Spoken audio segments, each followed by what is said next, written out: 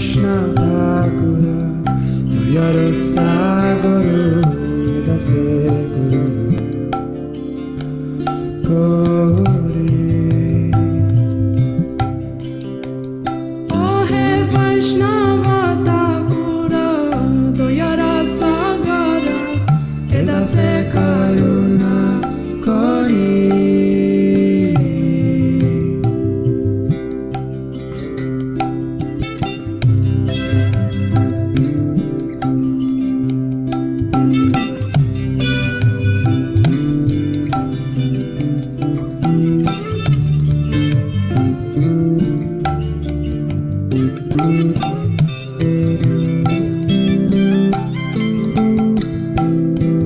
Diyapada Chaya Sodoheya Maya Diyapada Chaya Sadaya Maya Diyapada Chaya Sodoheya Maya Tomara Charana Dhore Tomara Charana Dhore Chaya Vegadomi Chaya Dosha Shodhi Chaya Guna Dehodase Chaya Vegadomi Chaya Dosha Sodhi Chaya Guna Dehodase Chaya Guna Dehodase Chaya Satsanga Deho He Amare Chaya Satsanga Deho He Amare Chaya Satsanga Deho He Amare Boshechi Sangero Ashe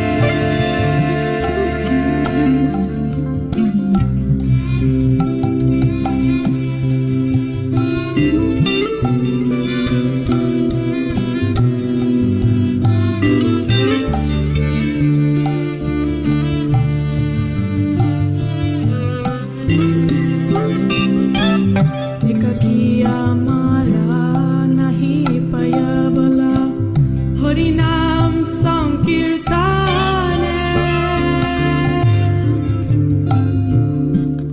Ekakiya Mara Nahi Paya Bala Harinam Sankirtane Harinam Sankirtane Tumi kripa kore Shadavindu diya Tumi kripa kore Shadavindu diya Tumi kripa kore Shadavindu diya Deho Krishna Namadane Hare Krishna Krishna Krishna Hare Hare Hare Rama Rama Rama Hare Hare Hare Krishna Krishna Krishna Krishna Hare Hare Hare Rama Hare Rama Rama Hare Hare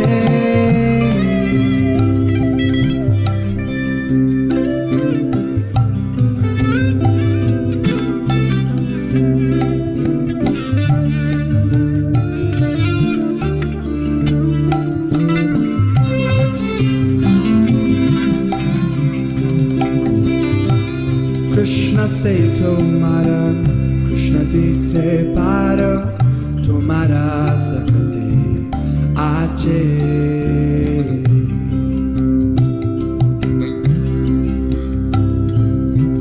Krishna se tomara Krishna dite paro tomara shakati ache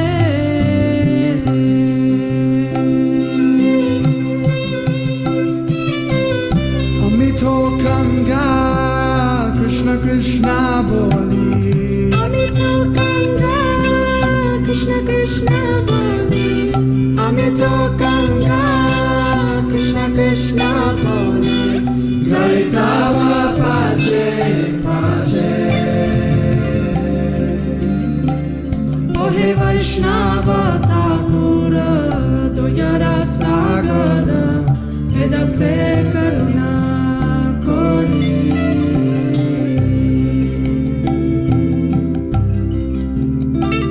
Ohe Vaishnava Thakura Doyara Sagara Edase Karuna Kori Vaishnava Thakura Vaishnava Thakura Vaishnava Sagara Doyara Sagara Vaishnava Thakura Doyara Sagara Vaishnava Thakura Doyara Sagara Edase Karuna Kori Edase Karuna Kori Edase Karuna Kori Edase Karuna Kori.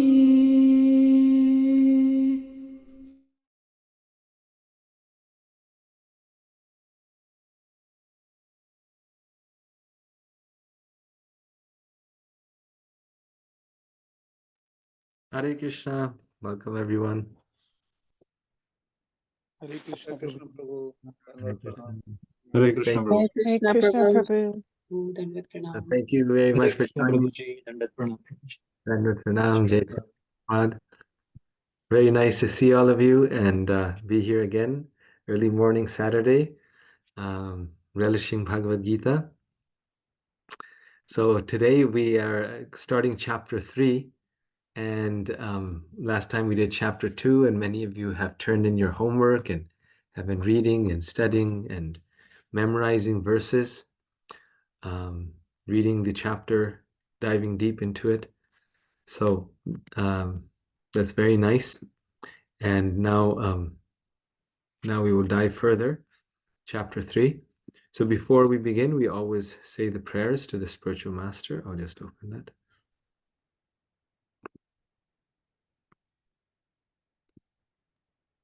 Om Jnanam Timirandhasya Jnananjana Chakshurunmilitam Jena Tasmai Shri Gurave Namaha Shri Chaitanya Manobhishtam Stapitam Jena Bhutale Swayam Rupa Kadammayam Dadi Swapadantikam Vandeham Shri Guru Shri Yuta Padakamalam Shri Gurun Vaishnavangsha Shri Rupam Sagrajatam Sahagana Raghunathanvitam Tam Sajivam Sadvaitam Savadhutam Parijana Sahitam Krishna Chaitanya Devam Shri Radha Krishna Padan Sahagana Lalita Shri Vishakhanvitangsha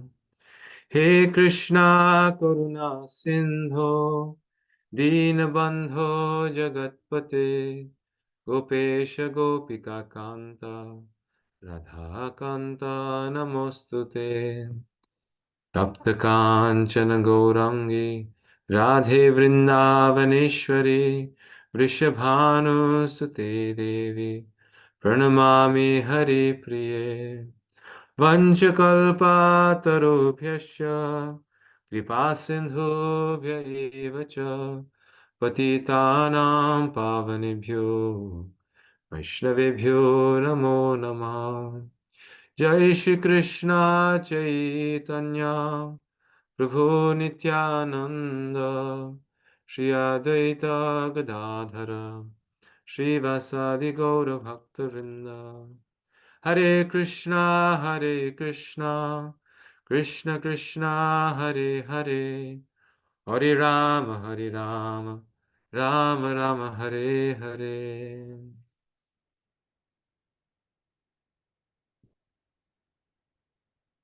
Om Namo Bhagavate Vasudevaya. Om Namo Bhagavate Vasudevaya. Om Namo Bhagavate Vasudevaya.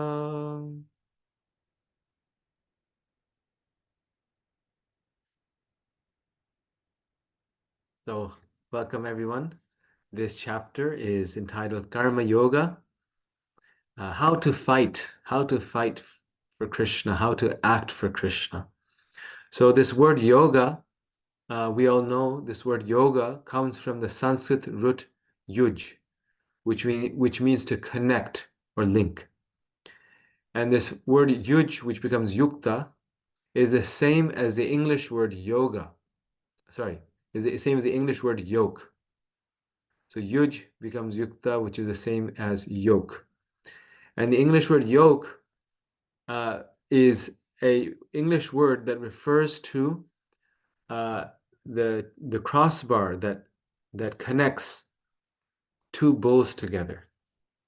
So if you've seen, the farmers in traditional times, they would yoke two bulls together using this metal, this thing. So the word yoke means to link or connect. So yoga is, it means to link and connect. And this is how we get the English word actually yoke. So it's Sanskrit and English are connected because actually English comes from Sanskrit. It's part of the same, even linguists say it's the same Indo-European language tree. And so many English words are actually directly Sanskrit words, and other words are gradual, transformations over time. Just like the word jungle, right? The English word jungle is a Sanskrit word jangalaha, which means jungle or forest.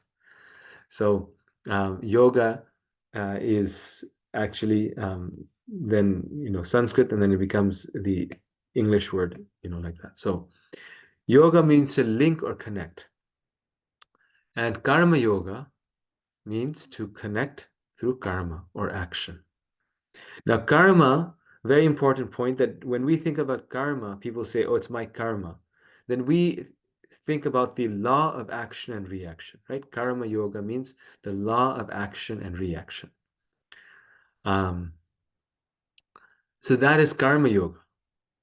That is karma. But karma yoga refers to the yoga not of the law of action and reaction, but karma in its most broadest sense, in its basic sense, actually, not the broadest sense, but the meaning of the word karma is action. And then in one context, it's the law of action and reaction. But karma itself just means action. So karma yoga means the yoga of action.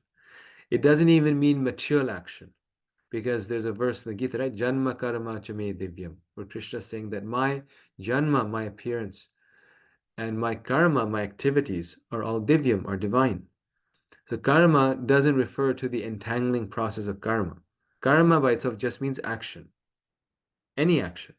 Our action, the Lord's action, any action. So janma karma chame divya. My activities, my appearance are all divine. So karma yoga means linking to Krishna through action. So how to act? It's the science of action. How do we act in such a way that we can actually not get a reaction? That we can, through our action, we can link with Krishna. And that is the thing. So, let's see. Okay.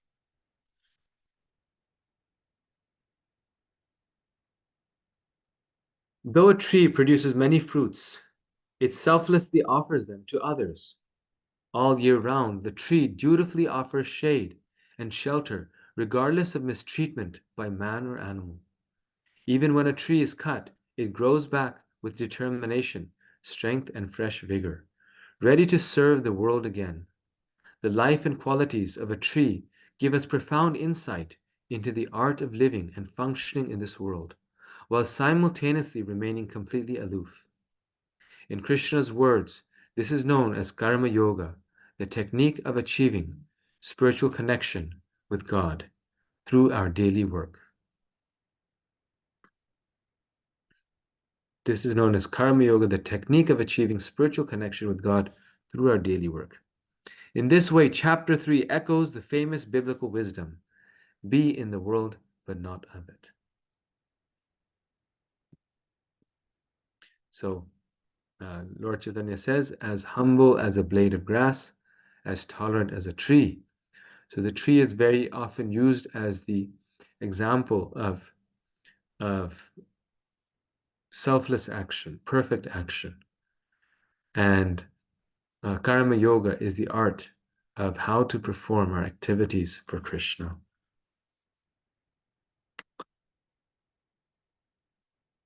So, chapter 3 is an action connection with the divine. Like I said, connecting through Krishna through action.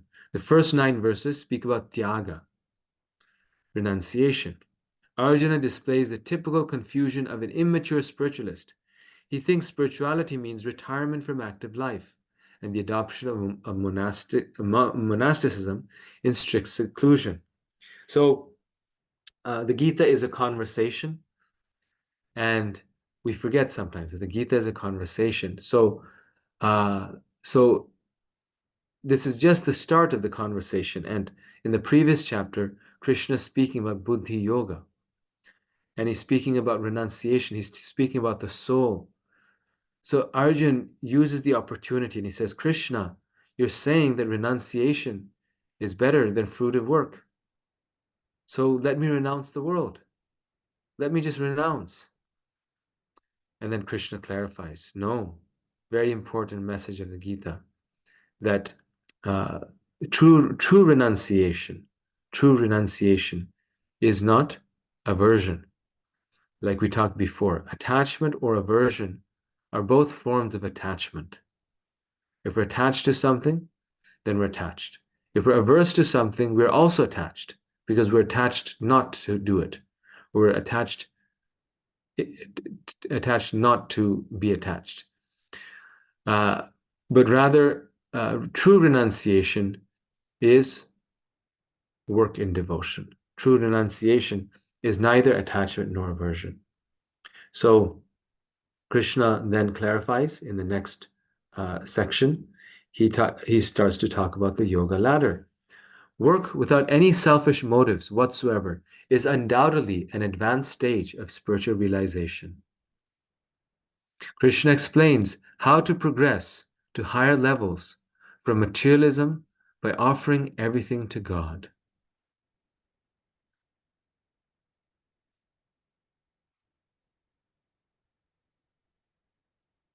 Then 17 to 35 says that Karma Yoga is thus outlined as a practical process by which one overcomes his material attachments. Karma Yoga is thus outlined as a practical process by which, through working in the world, as an example for others. So Krishna tells us that we should do our work for Krishna. We should perform our work as a duty, without attachment, only for Krishna. That is true detachment. That is true tyaga, true renunciation. But then at the end, which we will get into this in deeper, I'm just giving an overview, so our study, the study of any shastra is like a spiral. We cover the same points, but every time we cover it, we go deeper and deeper and deeper and deeper. So unlike modern education, which is very sequential, spiritual education, Vedic education, was always spiral. You covered and then you covered and deeper and then covered and deeper, deeper, deeper like this. So people say, oh, you said the same point, or we say the same lectures, but no, every time is deeper. So Krishna says to Arjun that, well, what about the self-realized soul who doesn't need to even work, who doesn't need to perform any duty? Krishna says even that person performs duty just to set an example for others. For others, he performs the action in devotion, devotional action. And then finally, the eternal enemy. So what stops us from doing this? What stops us from living in this detached, blissful, happy way? Right? What stops us from being on this transcendental platform? And that is, it is lust only. After hearing about this practical and local process, the natural reflection is to dedicate oneself to it. Arjuna asked why we do the wrong thing, even though we know what is right. Krishna explains the nature of lust. He concludes by describing how one conquers lust by detachment and regulate its senses. And then out of his compassion, Krishna again describes it. Well, this is how you conquer this lust. And you do it by detachment, practicing detachment, and regulating the senses, which is really wonderful. It's like full circle because in this chapter, Krishna is talking about detached action, linking to Krishna through action, therefore devotional action, working for Krishna. But then he's now describing, well, in order to perform detached action, we need to regulate our senses. And this is like in the life of a devotee, one could say, what stops us from serving Krishna? It's lust. And then what helps us control the lust so that we can act in service to Krishna? That is regulating the senses, which is our sadhana, right? So why sadhana is so important? Why acting for Krishna is so important? And one final point, as a kind of a general point, just so it doesn't get lost in our discussion, is that karma yoga in its purest form is bhakti yoga. Because karma yoga is action for Krishna. When we act truly for God, then we act not just, but we act with love for God, right? When that action becomes acting for God, but in love, then that becomes eventually bhakti yoga. So all yogas culminate in bhakti yoga, because when you perform that same yoga, when you're connecting to God through action, but you're doing it with love, then it becomes bhakti yoga. In the same way, you have jnana yoga, which is the yoga of knowledge. But when you are trying to know about Krishna through love, then that jnana yoga becomes bhakti yoga. Because many people say that, well, jnana yoga is in chapter 12, Krishna puts it pretty low on the yoga ladder. So how is this, is it that we are studying the Gita and we're reading the Bhagavatam? All of this is jnana. It is acquiring knowledge. So how can knowledge then be such an important part of bhakti if knowledge is seen as a secondary process? This is because this is jnana yoga. This is jnana mixed with bhakti. And that jnana, when it's mixed with bhakti, it becomes bhakti yoga. So here's the outline. So in terms of sambandha, abhideya, and prayojana, this chapter talks about first about knowledge, that action is better than inaction. Krishna intellectually establishes that a true renouncer is not someone who does not act or does not light a fire, but a true renouncer is one who acts in devotion.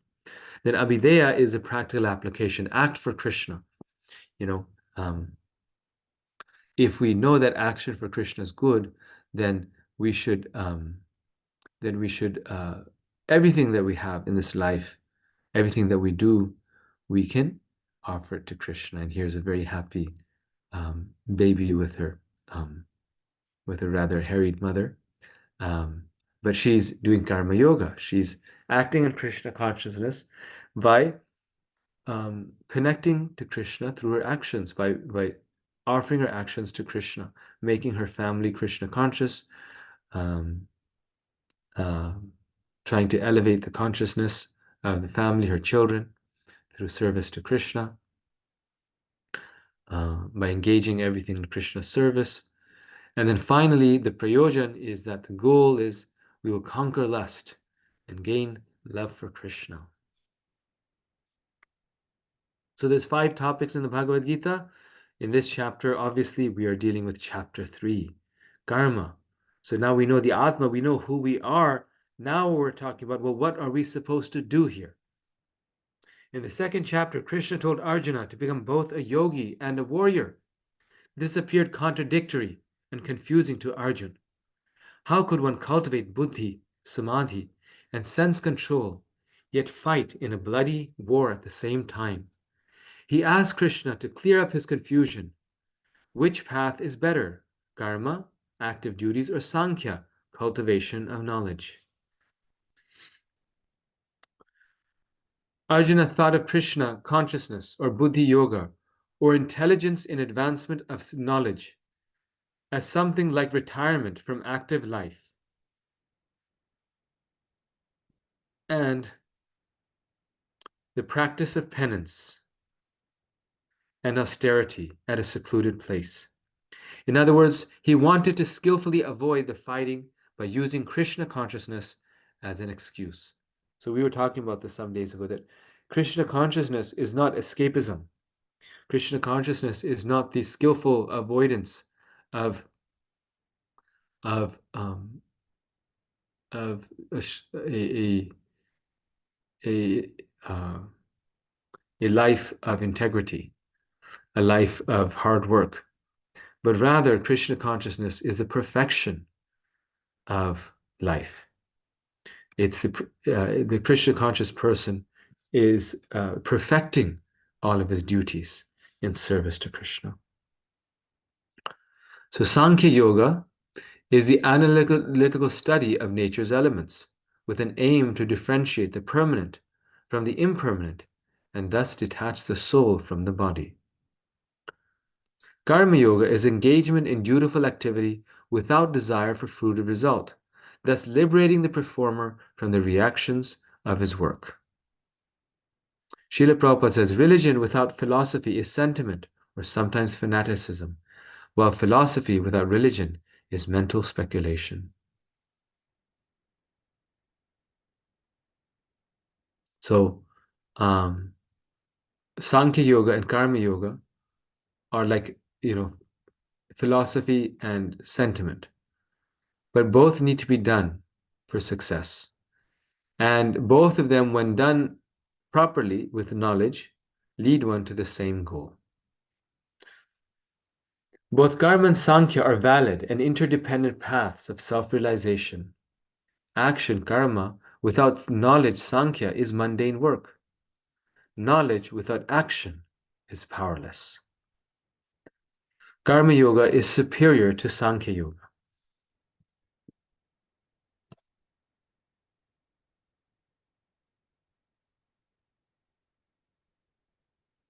So Krishna then in these texts describes, well, both of them are important, both of them are necessary.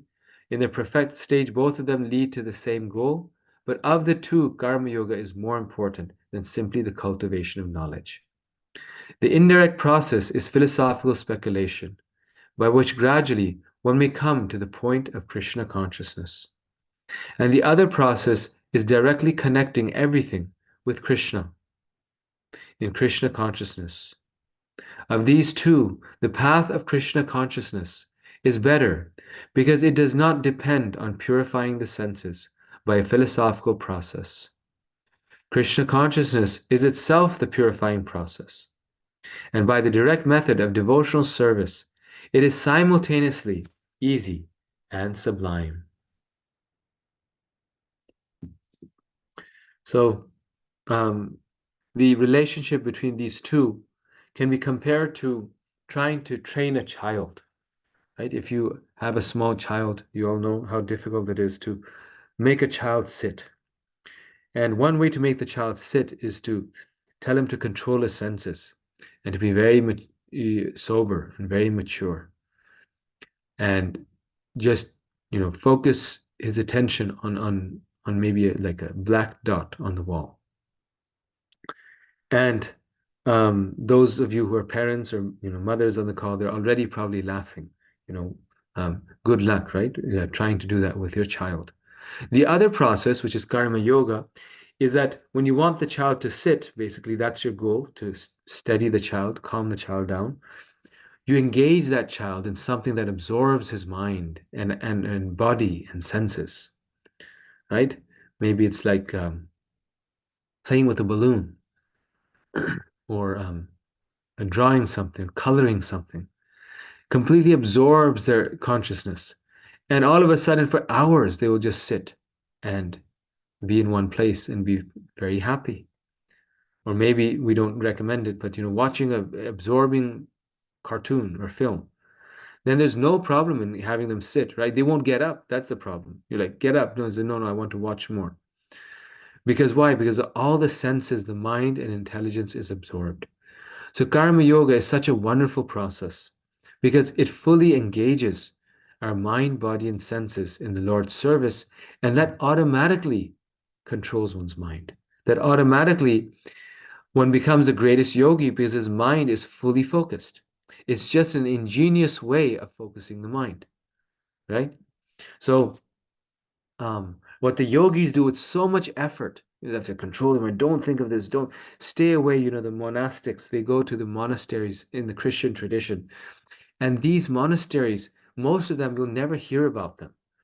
You never know about them because they're literally in the wilderness. They'll be in the middle of the mountains of Belgium, in the forests of France, where there's no one there, and you have a group of monastics, only men living there, no women around, and they do very, you could say, focused, very deep spirituality.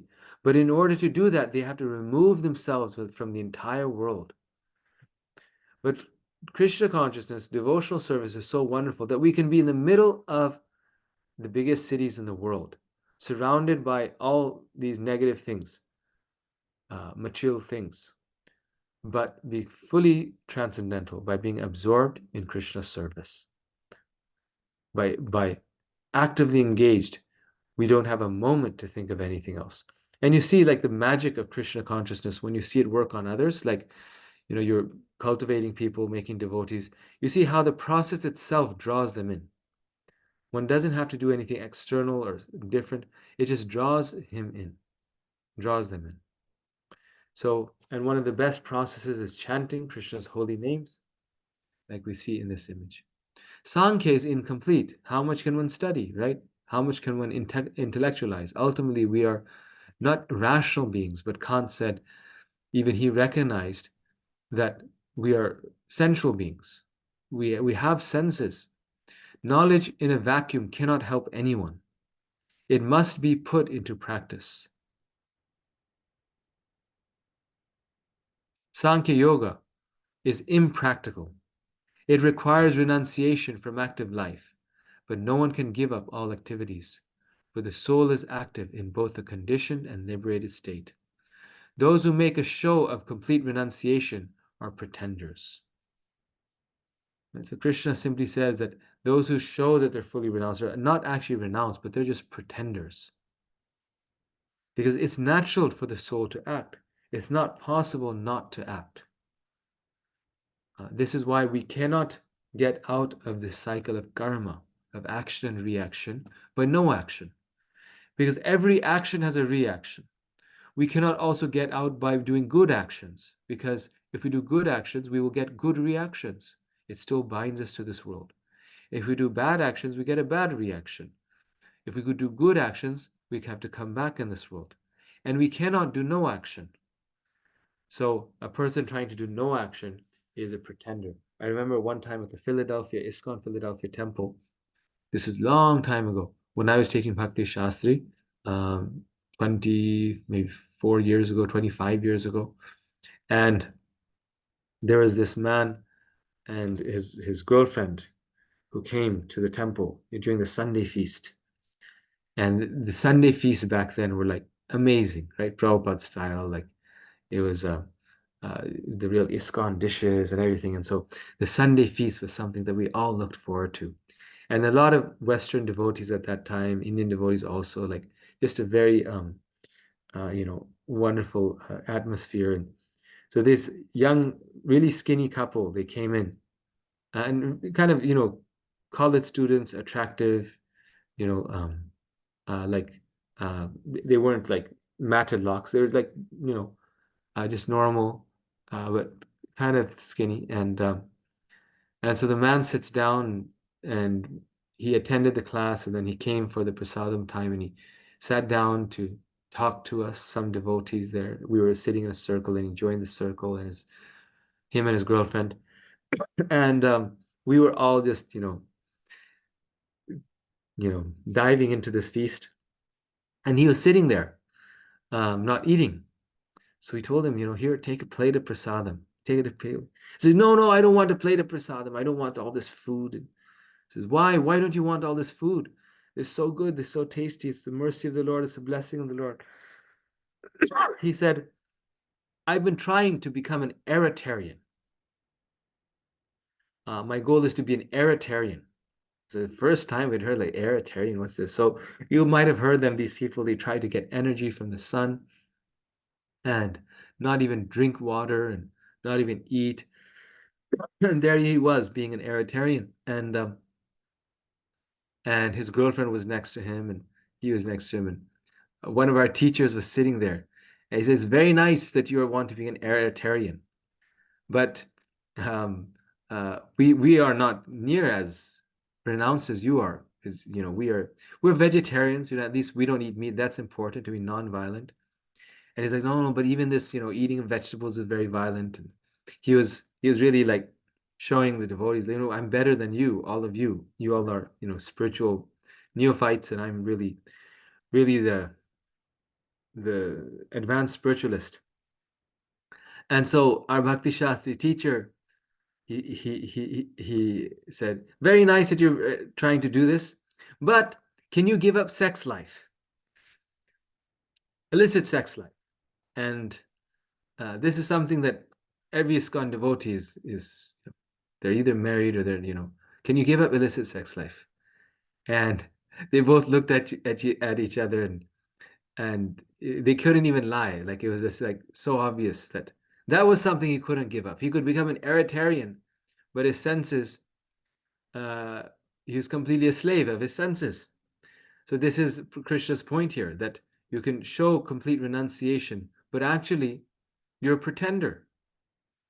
And very quickly after that, uh, they started enjoying a big plate of prasadam, and you know, their bubble was burst.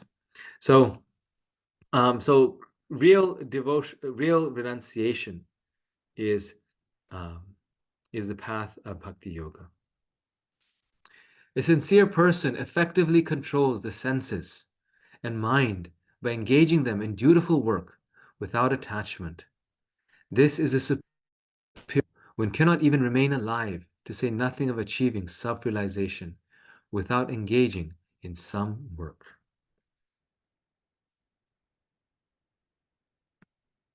A sincere sweeper, Prabhupada says this in the purport, very famous sentence, a sincere sweeper in the street is far better than the charlatan meditator who meditates only for the sake of making a living.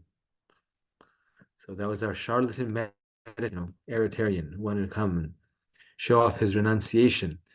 But how does that benefit the world? Even if we become an Eritrean, how does that benefit the world? It is better to perform some service for God, or even not for God, for others, just to become a sincere street sweeper than to become a charlatan, good for nothing meditator who is not anything other than just meditating for his own aggrandizement.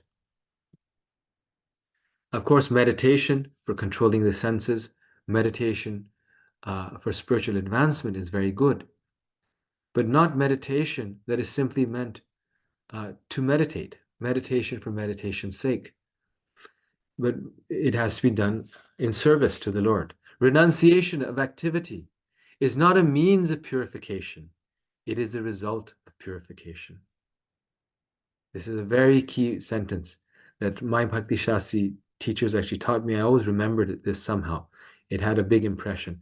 Renunciation is not the means of purification, it is the result of purification. The soul is active by nature, so there's no possibility of renunciation of activity. Rather, one must act on the pure platform.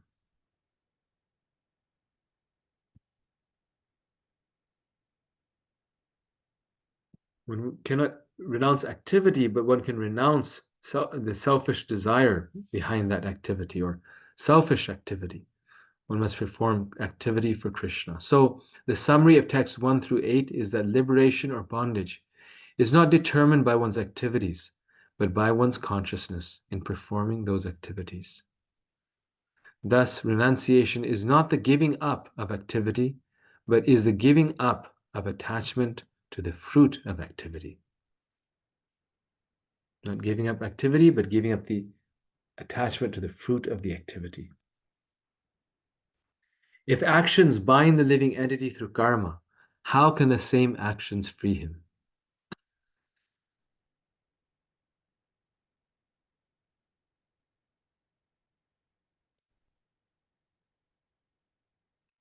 So, the very same thing that is the cause of our bondage can be the cause of our liberation. How is that pure possible? Now these verses tell us how, text 9 through 16, how karma purifies us. Actions done for Vishnu's sake, without personal attachment, produce no karmic reaction. They are non-different from yajna, and they liberate the performer.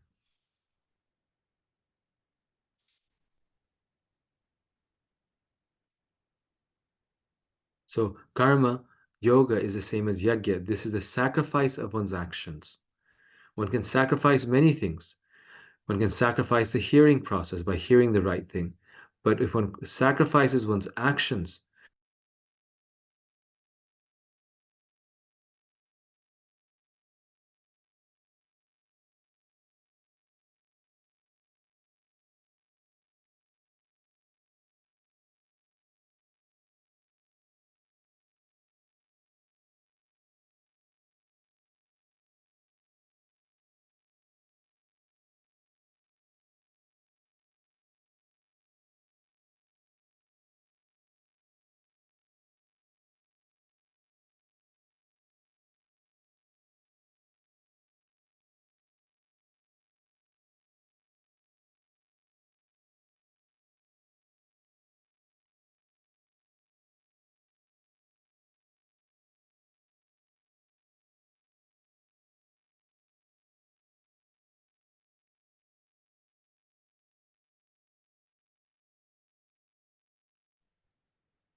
Yeah, Hare Krishna. It looks like Prabhuji's, disconnected.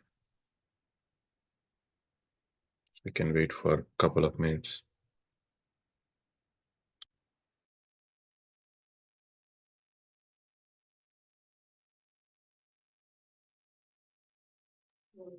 Yes, I think in the chat is mentioned that he's starting his laptop. Yeah.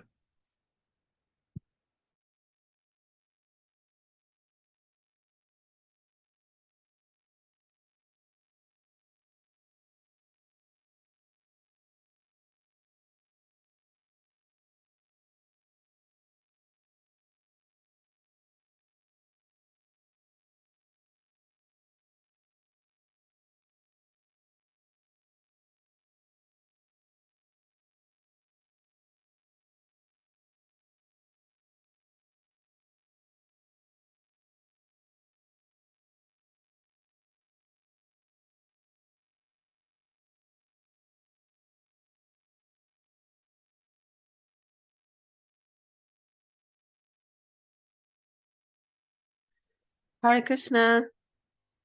I have a question while he's rebooting. Did anyone over here doing a homework together? Yes, Mataji. Hare Krishna. This is Yashoda Vitsaldas. And yes, we Oh, have six, seven devotees who are joining together every Tuesday okay. At what time? at 8 p.m. CST, 9 p.m. EST. EST is at 9 p.m. Yes, Mataji. And on Zoom? Yes, Mataji. Okay. Is there a password? This is Rupa. So how do I get your Zoom on the chat? I will send you the link, Mataji, to join the Okay. group. Yeah. Do you have the number? Can I give you the phone number, or do you have I will, from the group? I will send you, Mataji. Hare Krishna. Okay. Thank you, Prabhu. Prabhuji, Hare Krishna, this is Sudesh. Can you do that for me too? Yeah, I'll send it to the group again, Prabhuji. The group to join the WhatsApp. There are 6, 7 devotees already joining. Definitely, please join and give us your association. Sure. And my number is needed or is there? No, Prabhuji, you can. I will put it on the Bhakti Shastri group. You can join the WhatsApp group from there. Great. Thank you. All right.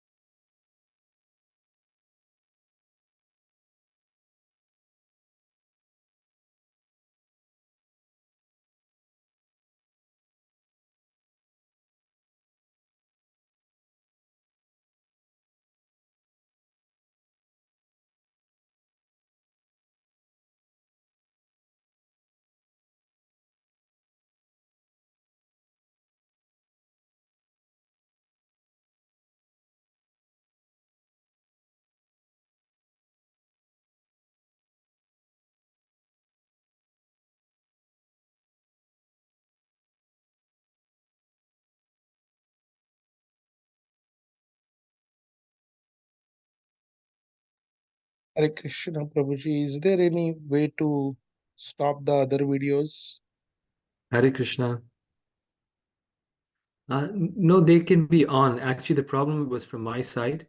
It happens sometimes. I made a mistake. I actually like it when they're on. It's it's nice for people to join and be present. I actually made a mistake before starting the class. I didn't restart my computer, so sometimes and then I'm also getting hopefully a different computer, so this won't happen. Once in a while, it happens. It shouldn't happen. It just so my apologies. Okay, so So we miss you a lot, Prabhuji. yes, I know it happens. I'm upgrading the computer. I'll hopefully have something better. Thank you. All right. Yes.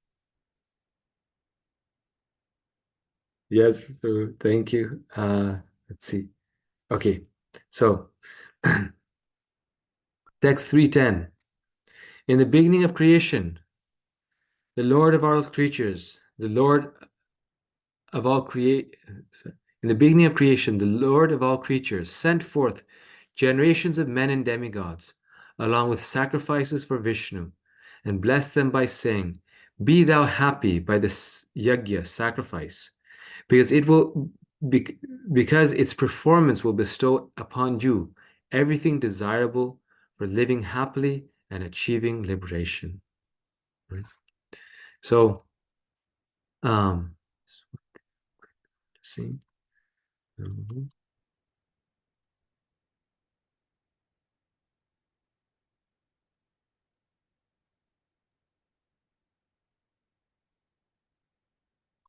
Yeah, this is a very long chapter. So, a very long set of slides actually. So I will need to skip some slides. This is taking a long time. Okay.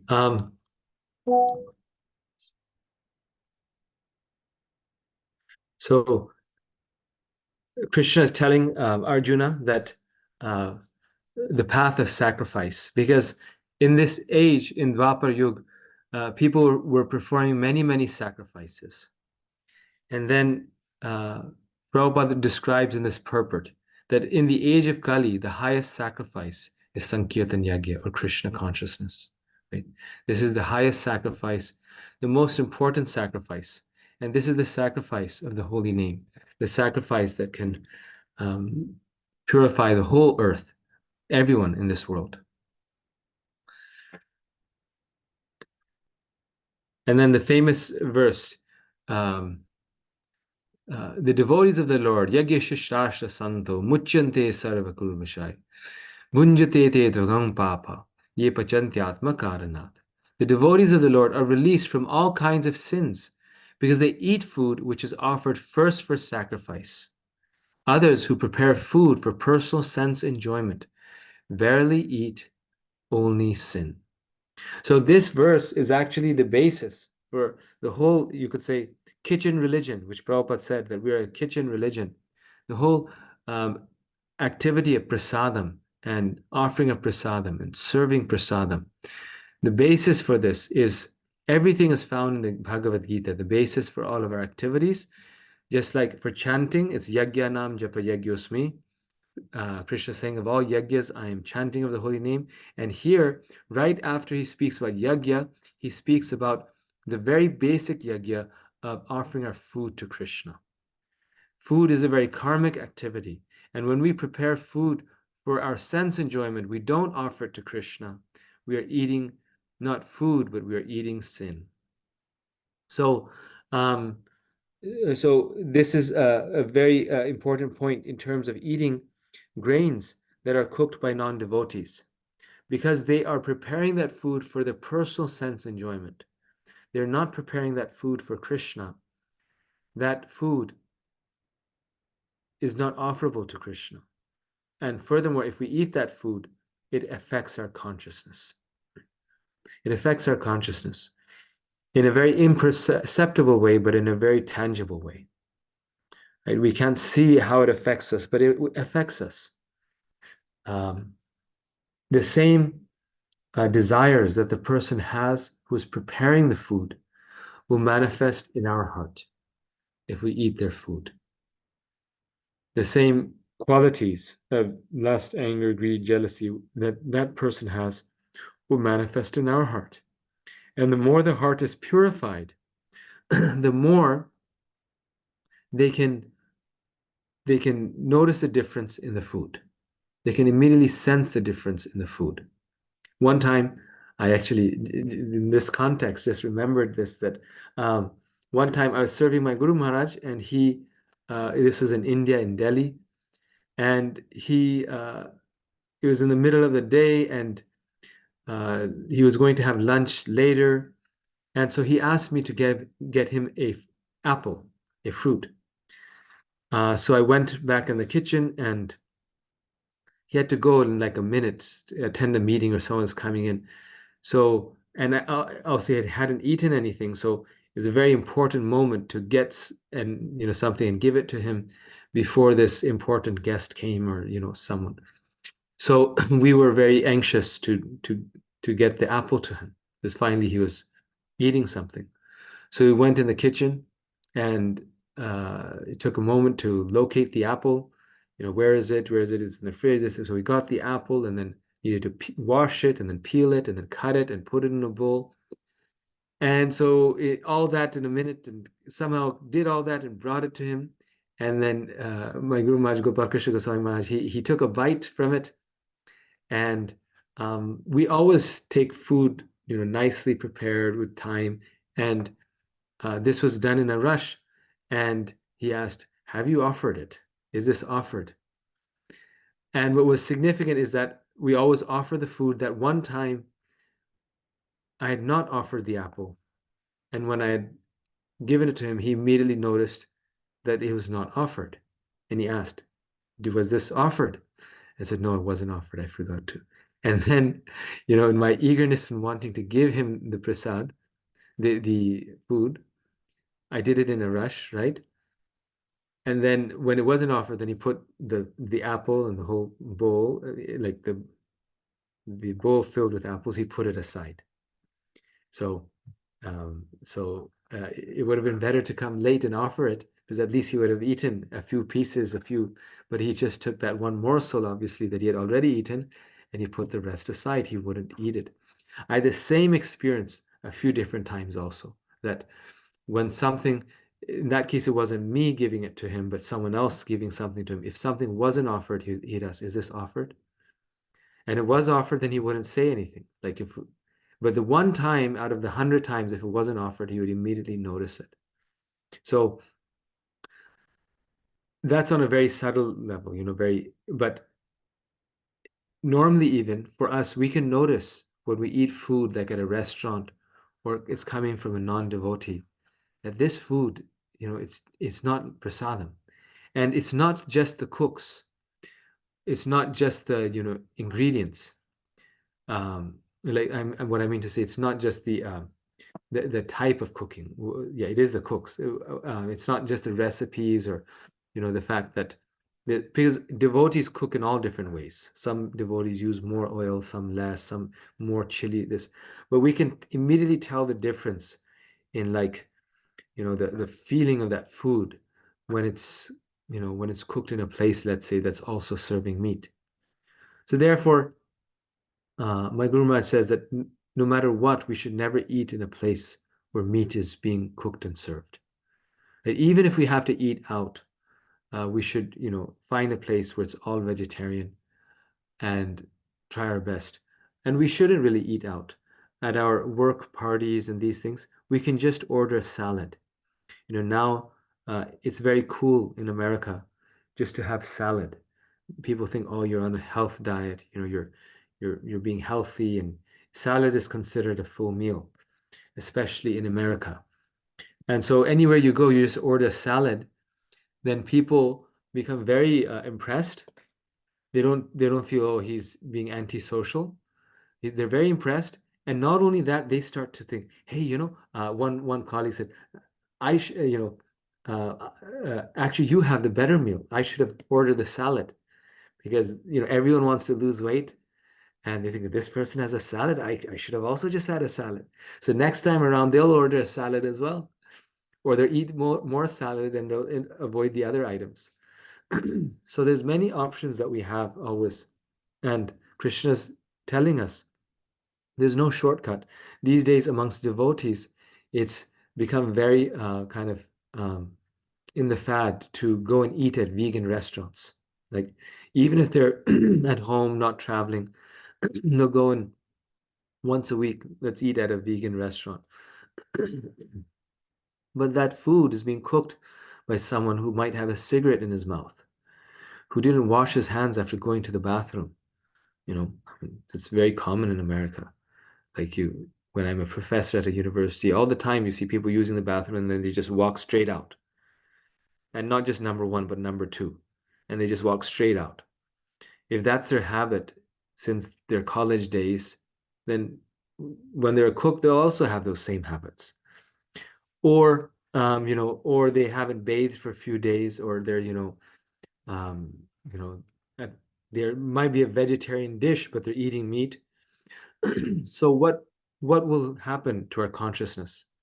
And therefore, Prabhupada said, we are what we eat. Our consciousness is what we eat. And even if we're very advanced spiritually, it may still affect us because the grains are the medium for the consciousness. Like Bhishmadev, even Bhishmadev, Dronacharya, Prabhupada, of course, they were teaching the world. Bhishmadev was a pure devotee of the Lord. But Prabhupada says that they were not able to speak up and do the right things and say the right things when Draupadi came to them desperately in help during the Vastraharan because they were eating the grains from Duryodhana's kitchen, right? They're eating his salt and his grains. So very important to have standards in terms of our food. Of course, there are times when for the purpose of spreading Krishna consciousness, a one-off time when we might have to make an exception to strictly observing this. Like if we're cultivating someone who's going to become a supporter of the temple and they offer something to eat just to please them. Yeah, and obviously it's cooked in a vegetarian kitchen and it's cooked nicely. They're pious people. We may take something a little bit. Even there we can take fruits, but we but we try to avoid at all costs. All living bodies subsist on food grains, which are produced from rains. Rains are produced by the performance of yajna, sacrifice, and yajna is born of prescribed duties.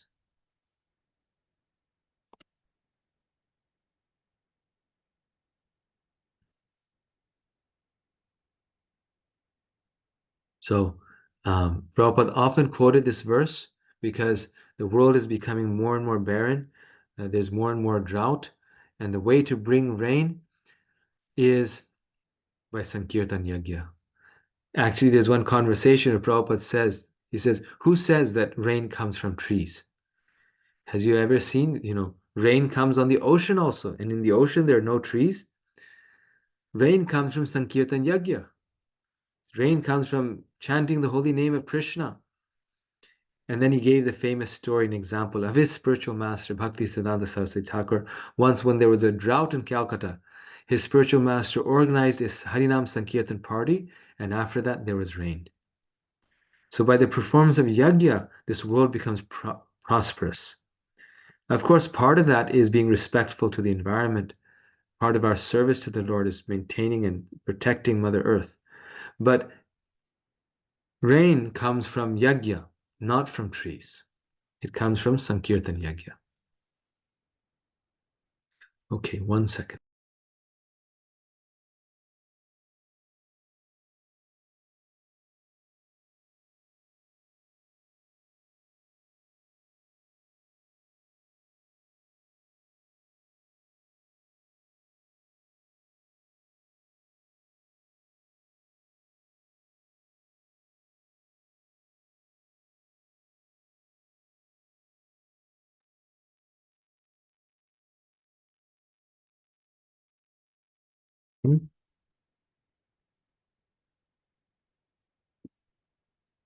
So performing sacrifices is a way of purifying the heart. The all-pervading transcendence is eternally situated in acts of sacrifice. So Krishna is so pleased with sacrifice. When we sacrifice for the Lord, Krishna is so pleased. And this is why in Krishna consciousness, every action is an act of sacrifice. Right? It's not that some actions are acts of sacrifice and others are not. But okay, this is a sacrifice, this is the Sunday sacrifice time, but the rest of the time, no sacrifice. No, because Krishna is situated in acts of sacrifice. Every action must be a sacrifice for the Lord. And this is why you'll see the way, the process of regulating the senses, the way the senses must be regulated, that is, that one portion of that activity is sacrifice. And the example Prabhupada gives is like, the thing that is running this world that we are pursuing, sex life, right? Even that is an act of sacrifice. Because, okay, you can enjoy it, but then the result of that should be Krishna conscious children. And then Krishna says, I am that sex life. But otherwise, it's very binding. It's very, it brings karmic reaction. When that activity is not done as a sacrifice, then it brings karmic reaction. It draws us down, it pulls us down in this world. But when that action is done for Krishna, the same activity, but is done as a sacrifice, then it purifies us, and Krishna says, I am that. So sacrifice is so important. Lord Krishna has designed the material world to encourage sacrifice. So our life is not meant to be for us, for ourselves. It's meant to be for sacrifice. Krishna has designed the material world to encourage sacrifice. He does this by making material advancement dependent upon yajna. By worshipping the Lord for material well-being, one becomes purified and advances. So even Krishna's made the world in this way that even forget spiritually, but if we want something materially, we have to worship the Lord for that. We have to do sacrifice. Or even to get good grades, we have to work hard. We have to sacrifice our time. Because through this sacrifice, one becomes purified and advances. In one place in the Bhagavatam, it's written that how a family man or woman becomes purified by working for his family, by having a job, working and providing for his family. Even though it doesn't seem very, of course, Krishna conscious, we have to do more than just that. But even that activity is designed in such a way in this world that one has to work, one has to lead a dutiful life and maintain a family, and just doing that also purifies a person. And then if we so much so better if we do it for Krishna and we offer the results to Krishna, then it's all the better. But even working and that routine work of having a job and offering the results to Krishna by raising a Krishna conscious family is purifying our heart. So laziness, inaction, irresponsibility, selfishness, not wanting to sacrifice anything for anyone, that will not purify our heart. But the sacrifice of our activities for Krishna purifies the heart.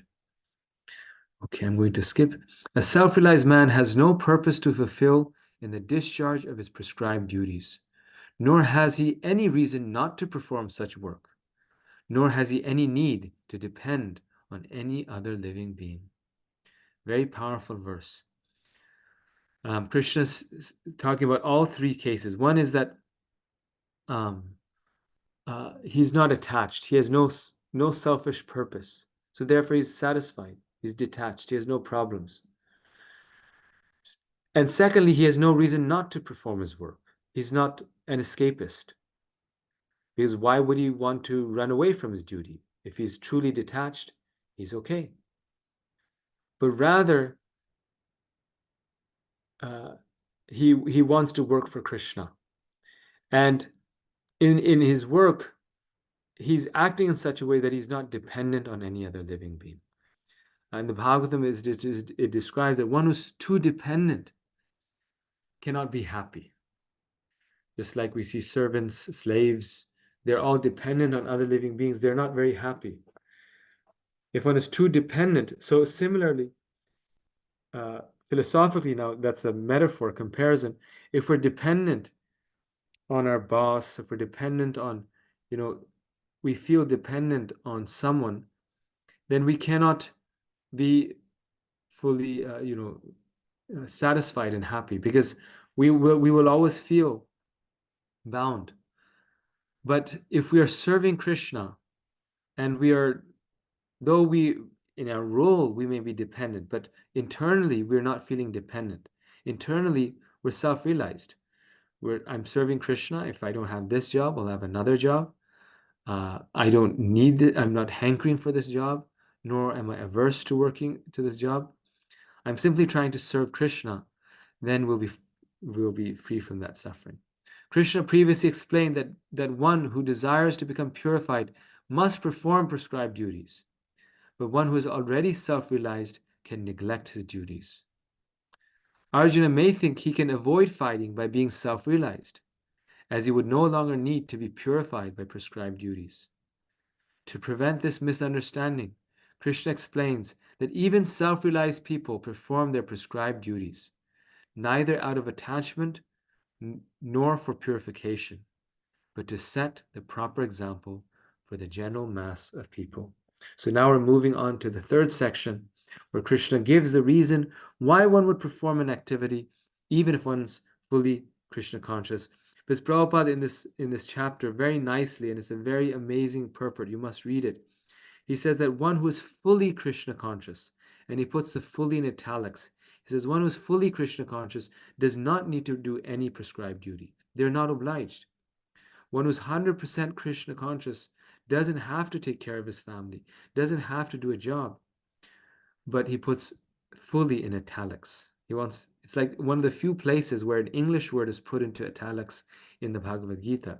Prabhupada wants to give so much emphasis to that. Because if we're not fully Krishna conscious and we try to give up our duties, then not only are we serving Krishna, nor are we purifying our senses through regulated activity, through yajna or sacrifice, but we'll just settle down to selfish activity. We'll just, glide down gradually to selfish activity. And a fully self-realized person doesn't need to perform any activity, but the amazing part is that even they perform activity just to set an example for others. And then this is a very famous verse of the Gita, Yad yada charati shestas.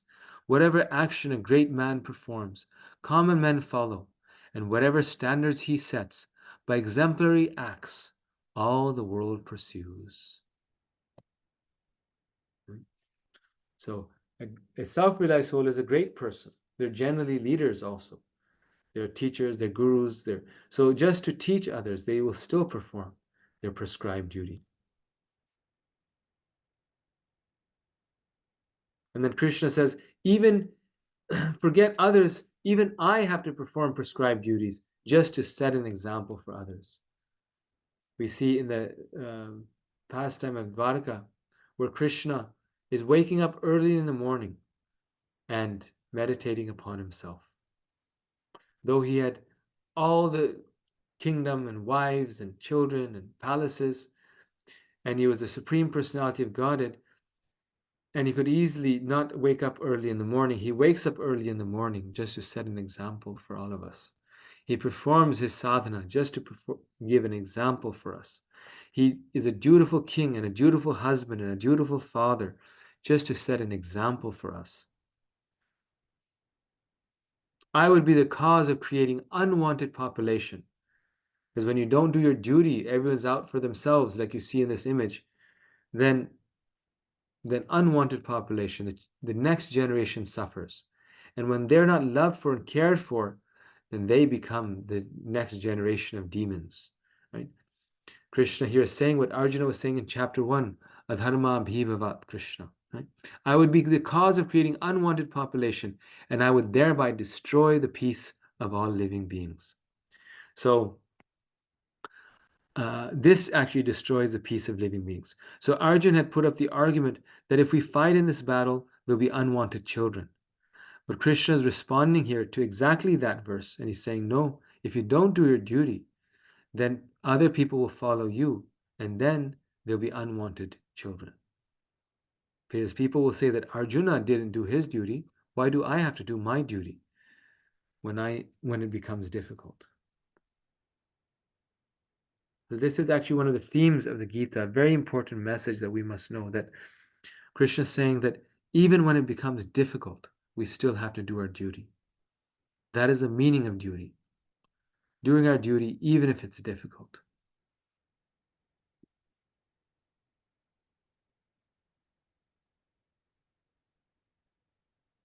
So one question may be that, well, if renunciation is also a good thing, so why, people would also say, hey, Arjuna was so renounced if he just gives up the battle and walks away. But most people are not qualified to follow an example of renunciation.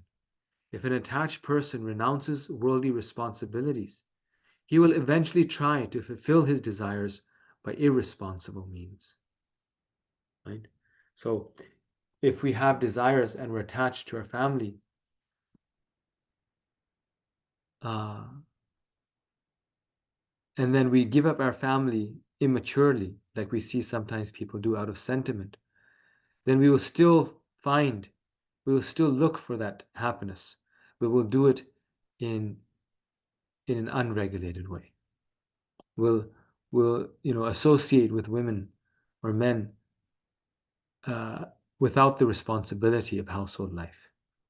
Therefore, it's either this chapter or a different chapter. Prabhupada says how vivaha or marriage is vivaha yagya.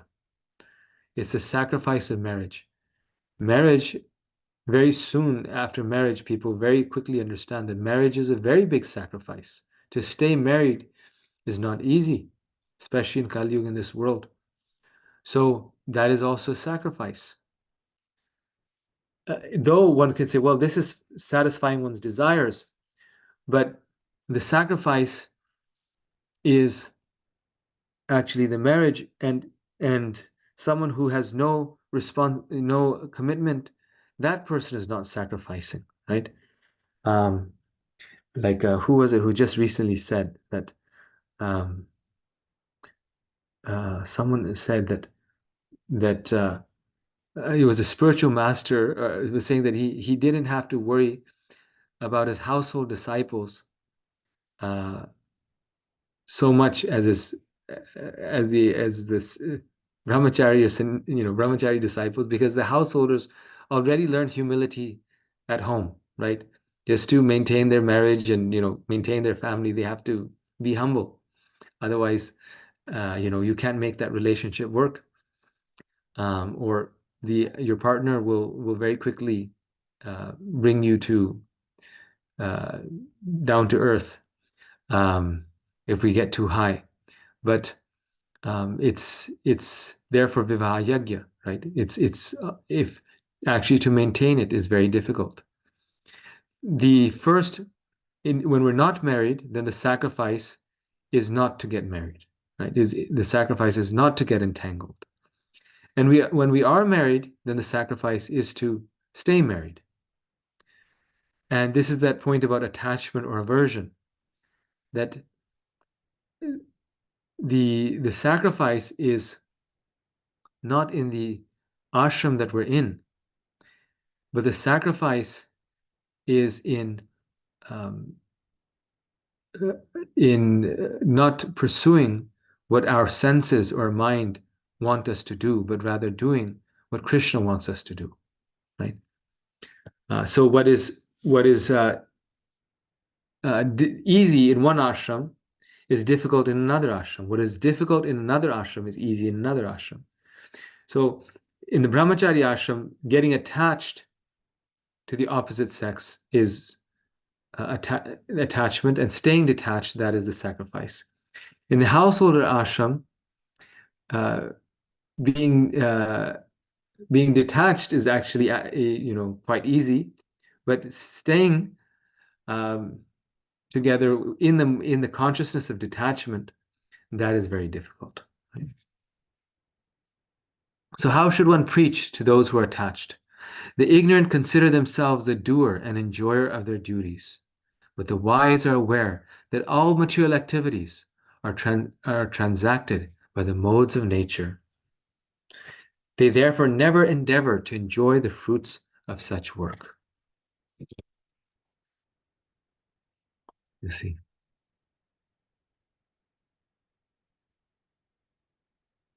So how do we stay, how do we engage people who are attached?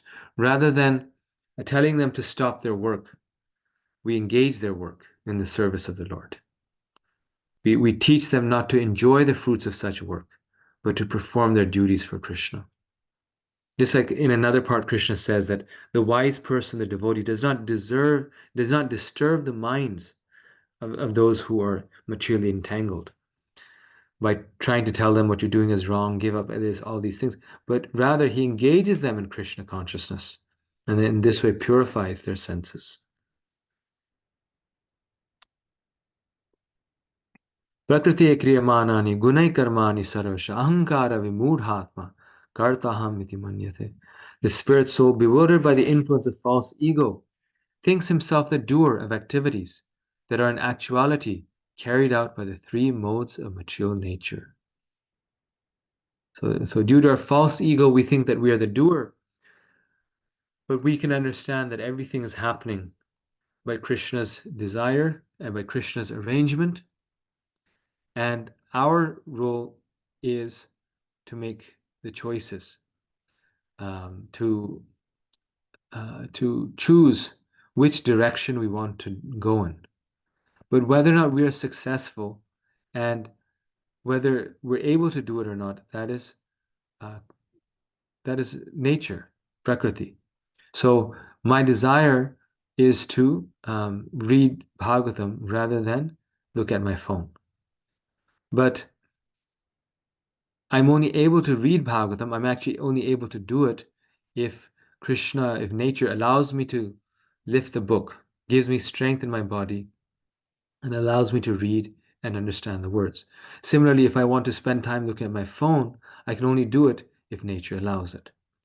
So we're the doer in the sense that we are the desirer, but we're not the doer in the sense that we are the one who makes that desire successful.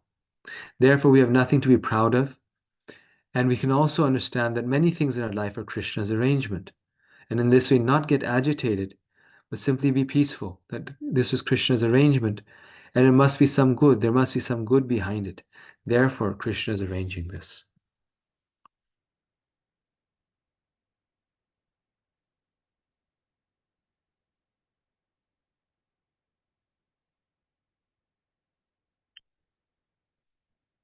So text 30, therefore, O Arjuna, surrendering all your works unto me with full knowledge of me, without desires for profit, with no claims to proprietorship, and free from lethargy, fight. This verse clearly indicates the purpose of the Bhagavad Gita.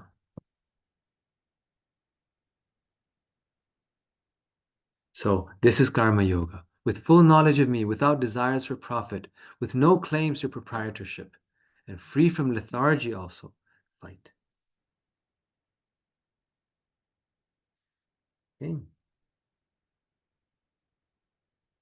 So now I'm going to skip some verses here and go to the final section. This is a very long set of slides.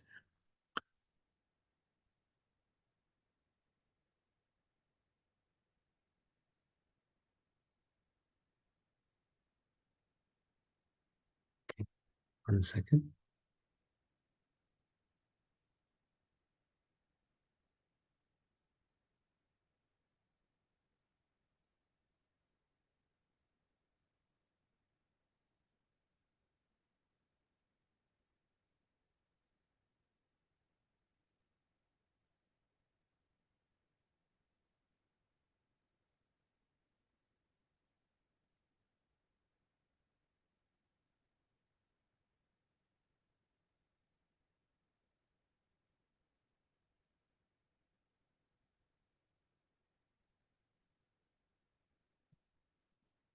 It is far better to discharge one's own prescribed duties, even though faultily, than another's duties perfectly.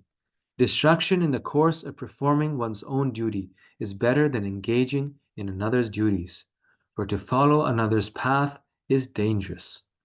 This is a verse that Krishna actually repeats twice in the Bhagavad Gita, and it's one of the most, he doesn't repeat many verses often, but it's a very important point here, very important part of karma yoga, that karma yoga is, again, not escapism.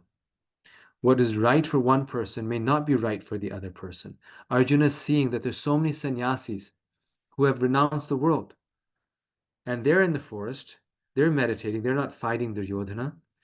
So he's thinking in his mind, he has a very, we think about this very often, right? That devotee, they got it so easy. So he's like, in his mind, Krishna, why I cannot be like that? Why are you asking me to fight this war? Just ask someone else. Why are you asking me? And Krishna, being so subtle and knowing that this is such an important thought in Arjuna's mind, such an important point to clarify, he says that no, but your success will be through performing your duty. We cannot perform someone else's duty. So in spiritual life, even though we know that we're all the soul, we're all, on the spiritual level, we're all equal, but still Prabhupada again and again, he mentioned in every aspect that we all have our roles to play, right?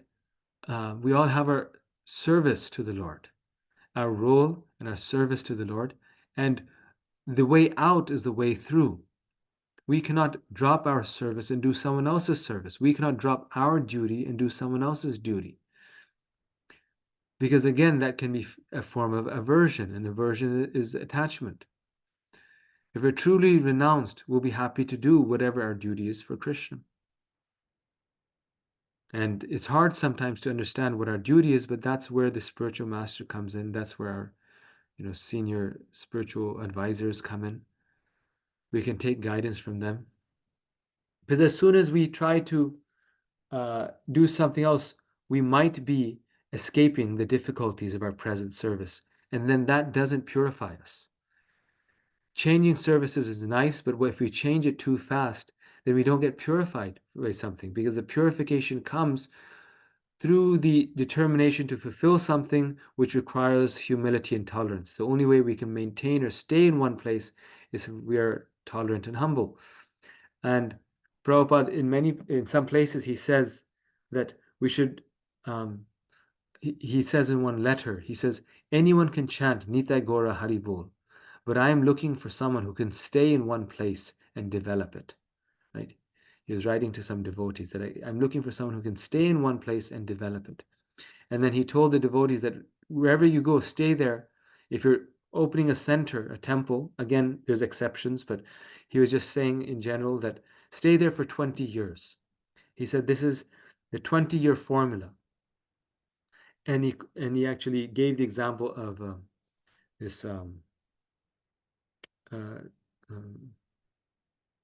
Radha Krishna or Ramakrishna's institution, where they also have this 20-year formula. You go to a place, you stay there for 20 years. And then he says, if you stay there for 20 years, then I will come to see it. And it's actually true. Devotees who continue on with the same service year after year, then Prabhupada comes to see them. He'll actually come and visit them. If we serve in one place very dutifully, earnestly, Prabhupada will come and give his darshan. So this seems like a kind of a moral principle, but why is this present here in the Gita? Because he's instructing Arjuna that you are a Kshatriya, your duty is to fight. Therefore, your perfection will come through your activity of fighting for me, for the right cause, for service to Krishna. Again, I mentioned to you another verse in the Gita where this is mentioned, chapter 18. Almost the same. It is better to engage in one's own occupation, even though one may perform it imperfectly, than to accept another's occupation and perform it perfectly. Duties prescribed according to one's nature are never affected by sinful reactions.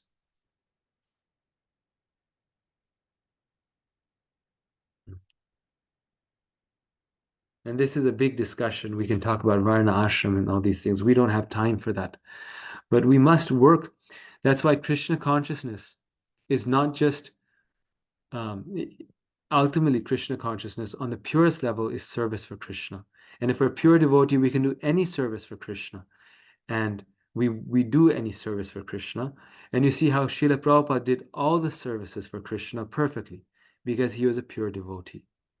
But until we become a pure devotee, we have to perform our service to some degree according to our nature.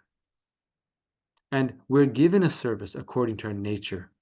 That can still be pure devotional service because Krishna wants us to act according to our nature, unless he tells us otherwise, unless the spiritual master tells us otherwise.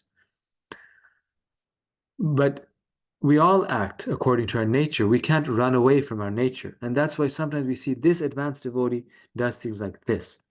And this other advanced devotee does things completely different. And in our mind, we think that therefore one must be right and the other must be wrong, right? They're both very, let's say, senior advanced devotees. One does it like this, one does it the opposite way. They're both serving Krishna, but they're doing it in completely different ways. So one of them must be wrong. Maybe, but not necessarily. Because they're both serving Krishna, but they both need to do it according to their nature. We can't just, the nature doesn't mystically disappear. Like, for example, in the scriptures, it said that a Brahmana, their principle, their highest principle is forgiveness and tolerance. Tolerance, forbearance, and compassion or forgiveness is a quality of a Brahmana. But if the Kshatriya exhibits the same quality, then he cannot rule the earth. If a Kshatriya exhibits the same qualities, then he can't be a Kshatriya. A Kshatriya, when he sees a wrongdoer, then he chases that person and punishes him, like Maharaj Parikshit.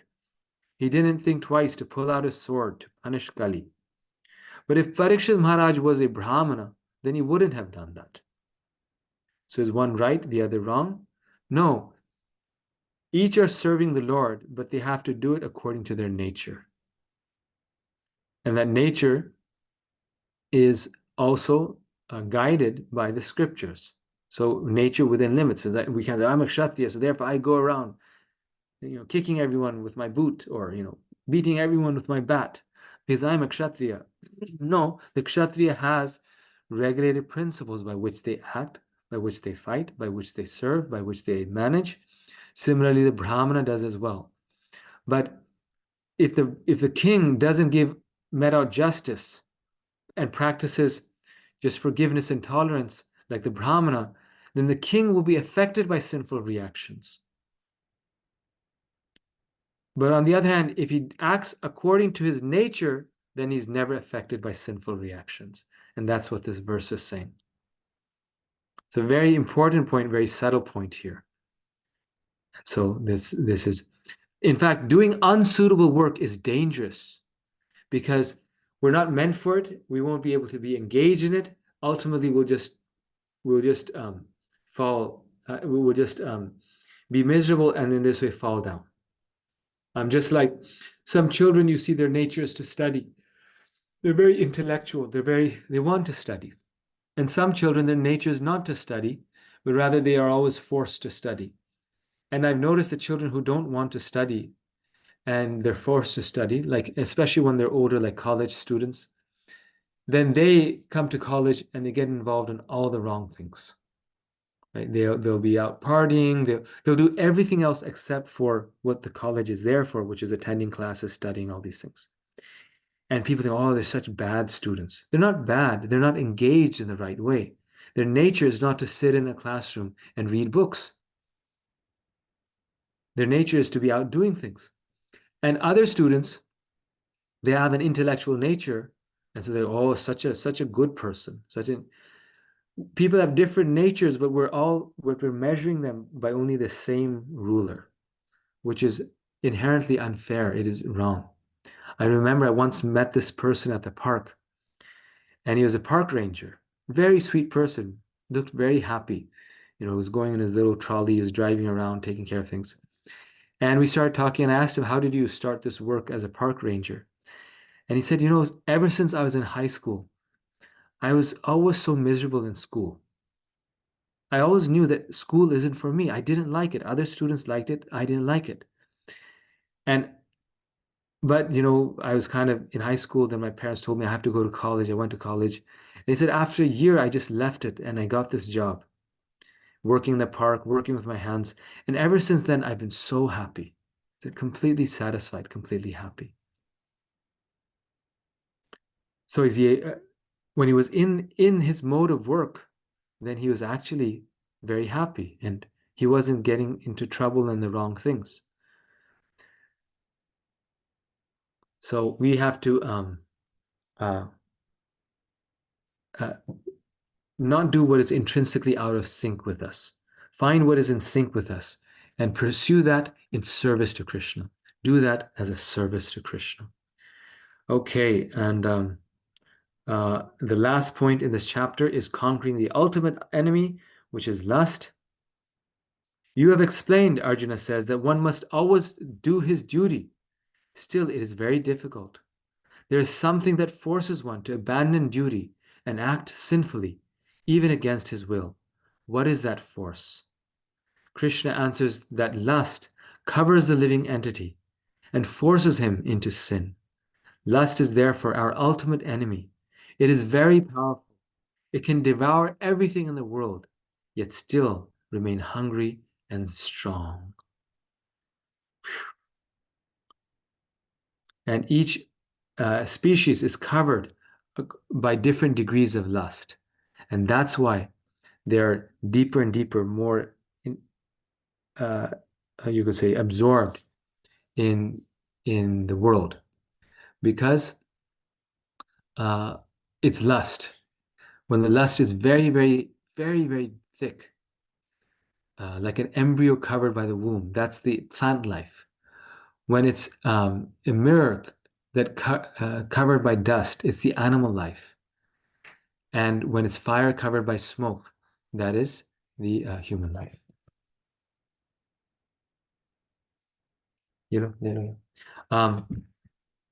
So that's the different degrees of lust. And in human form of life, our advancement is to the degree that we have decreased our lust. How can one gain victory over lust? To conquer an enemy, one must know where he hides. Lust hides in the senses, the mind, and the intelligence. Okay? Lust hides in the senses, the mind, and the intelligence. How can one gain victory over lust? Intelligence is stronger than the mind, which is stronger than the senses. So,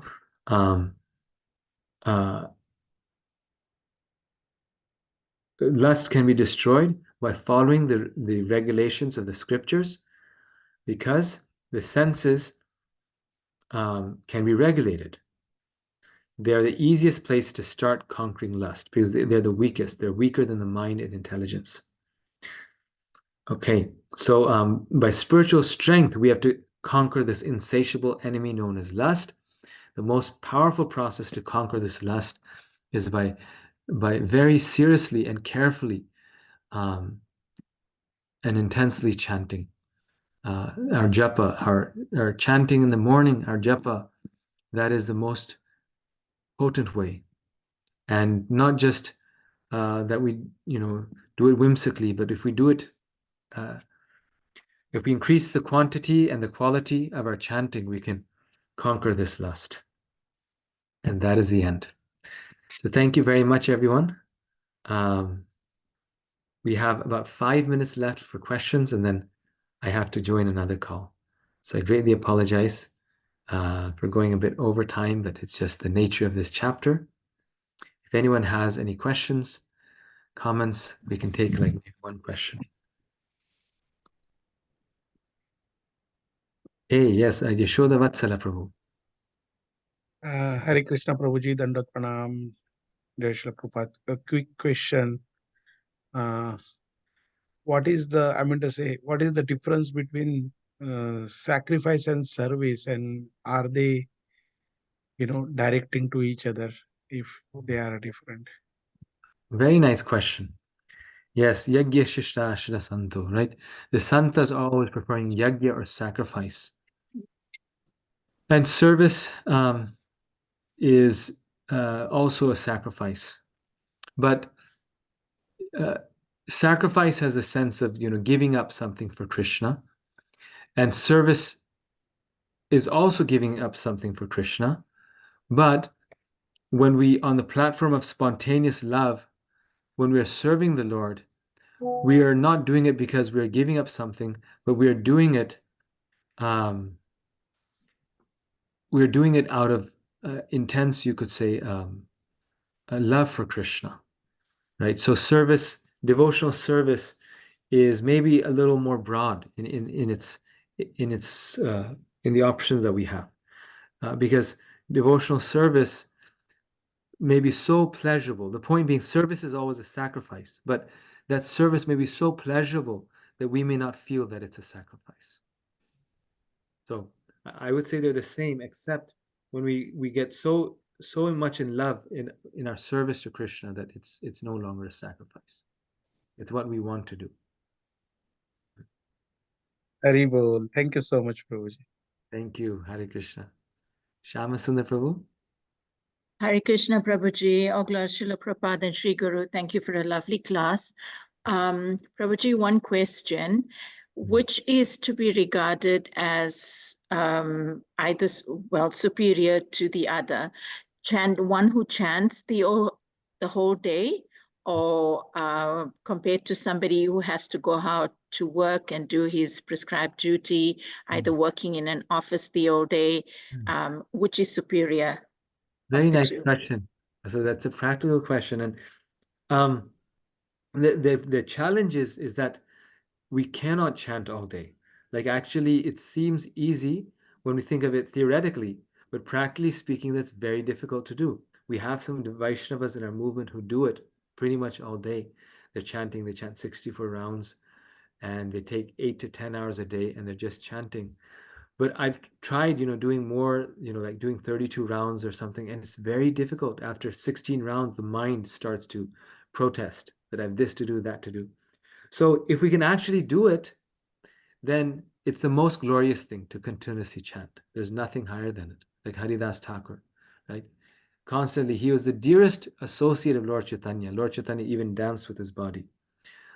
So 2 points. One is that we cannot do it, and therefore we have other services by which we are advancing, by which we can advance in spiritual life and come to that point eventually to chant 24 hours a day. But then also the second point is that Srila Prabhupada, for example, was on the platform of chanting 24 hours a day. And he was chanting 24 hours a day, actually. But he also, his number one desire was to fulfill the desire of the Lord. So why are we taking Krishna's holy name? Because it gives Krishna pleasure, not because it gives us pleasure. So if there's something that gives Krishna pleasure, then why should we not do it? If Krishna wants us to preach his glories, then we should do that. So the devotee's desire is to please the Lord. Like there's one example where someone was complaining that the temple president was not chanting his rounds. And Prabhupada took it very seriously. And he always, especially the leaders, he said they must chant their rounds and be impeccable. However, this devotee was complaining in a critical way. And Prabhupada responded in that case, in that context, he said, Arjuna did not have time to chant his 16 rounds. Arjuna was an unalloyed servant of Krishna, and he had to fight. Prabhupada said he didn't have time to chant his 16 rounds. He had to fight for Krishna during the battle of Kurukshetra. In the same way, we're all leading our battle, right? Our life. And so our service to Krishna is also very important. right? If we have to work and maintain a family, like Arjuna, we have to fight our own battle. That is also important. But the basis of all that is chanting. We won't be able to do it properly if we don't chant properly. Rupa Goswami says, the only rule is to always remember Krishna. The only regulation is to never forget him. So, however we're able to do that, we must do that. And Prabhupada gave us the perfect package so that we can do that. If we try to chant immaturely 24 hours a day, then we won't be remembering Krishna while we chant, because our mind will just drive us crazy. And we saw some devotees in our movement fall down because they immaturely tried to lead the life of a saint, of a Babaji. On the other hand, if we're doing our work, our service to our family, to ourself, and by doing our job, and we don't do our chanting, then we won't be thinking of Krishna while we do our service. So I think it's not which one is better, more higher, but rather doing both. For most of us, doing both is the best. That's how I would respond. Thank you, Prabhuji. Thank you. Any other thoughts, questions? Okay, yes, we have one more. Just 1 second. Let me send a message, and this would help me. Give me a few more minutes here. Next.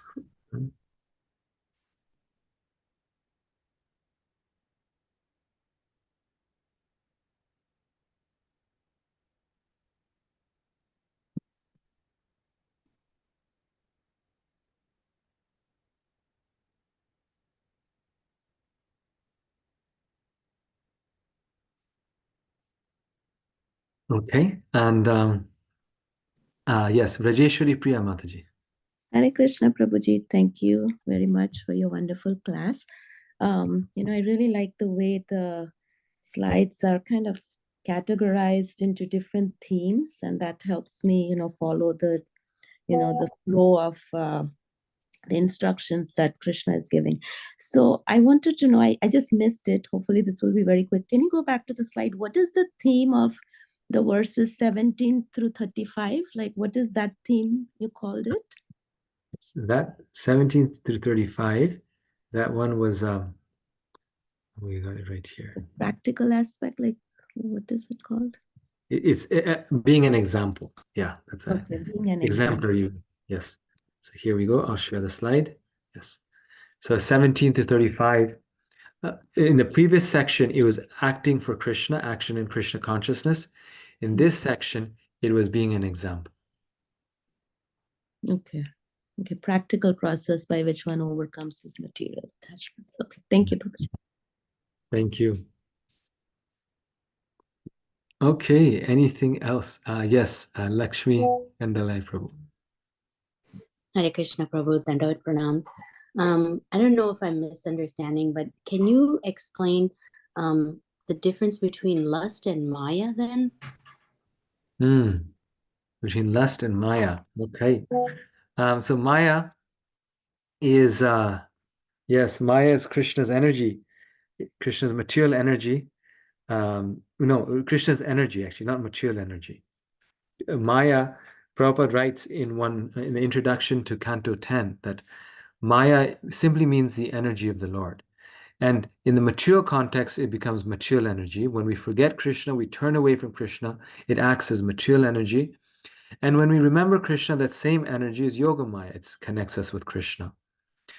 So in the material context, Maya manifests as lust, right? That same energy of love, which is in the spiritual world, manifests as lust. So Maya, the forgetfulness of Krishna, makes that lust turn into love. So lust is a perverted reflection of love, right? Lust is a perverted reflection of love.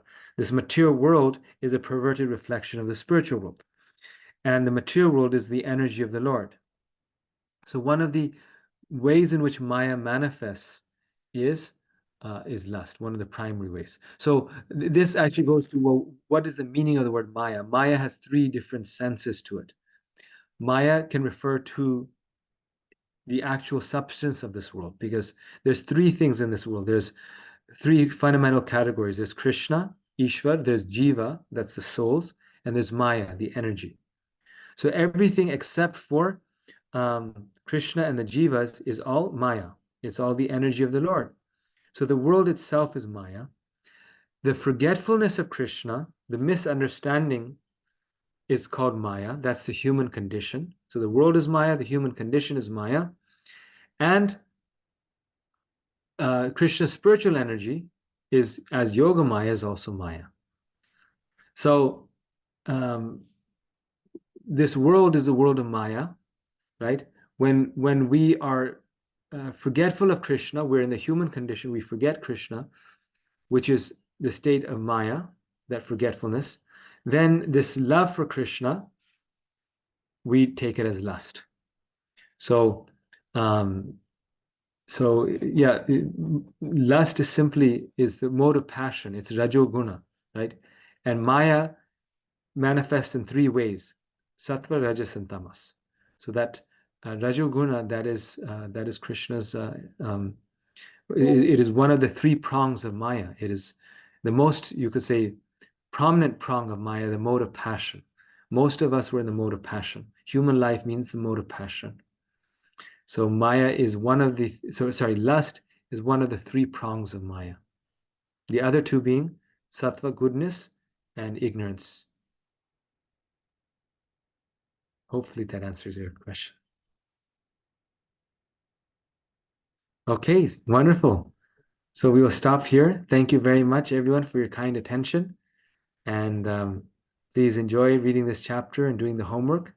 And we will meet next week, same time, same place. Hare Krishna. Thank you, Prabhuji. Krishna. Thank you. Hare Krishna, Prabhuji. Thank you so much. Hare Krishna. Thank you very much, Hare Prabhuji. Krishna, Dandavat thank you so pranam. Hare much, Krishna. Prabhu. Thank you very much, Prabhu, So, for Dandavad very Pranam. nice class. Hare Hare Krishna. Krishna.